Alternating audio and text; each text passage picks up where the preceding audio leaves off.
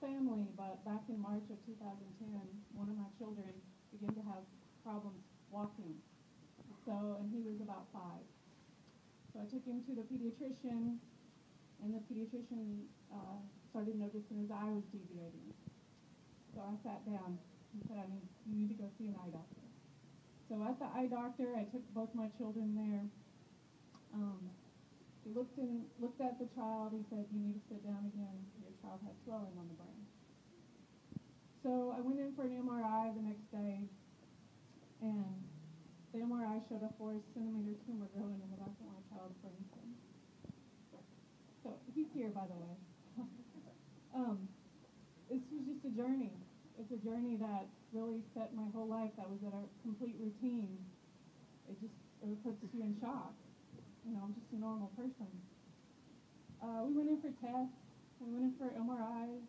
We went in for a surgery that was supposed to be 2 weeks. We went in June. We came out in November. So he had posterior fossa syndrome, which is part of the tumor removal. He couldn't speak. He couldn't swallow. Mama's Kitchen saved my life. That's all I can say.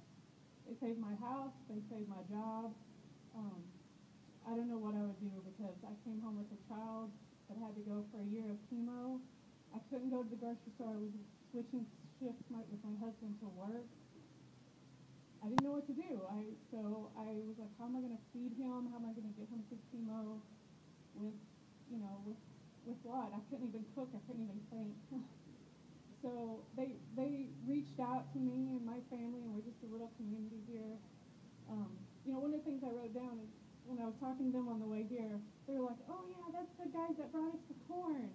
And that's the family that's the volunteers that brought us the hamburgers.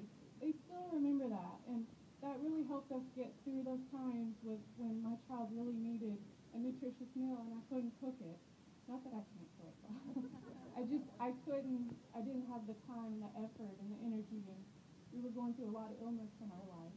So I thank them gratefully. And I have to reach out to the volunteers that came and brought the food, and I don't even know if they're all here, but they were fabulous. They came into our doors. They gave us gifts. They brought Ethan coloring books, and those little things stick out. And those were times that were good because we were dealing with so many hard times.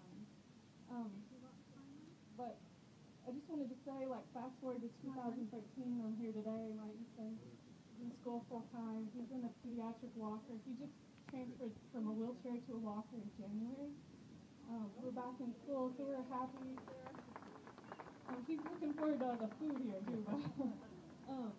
And I just want to say I'm very grateful, and I appreciate you guys listening to my story. And life takes you full of journeys, and it takes you on different paths. And just be grateful that people are around here that can help you.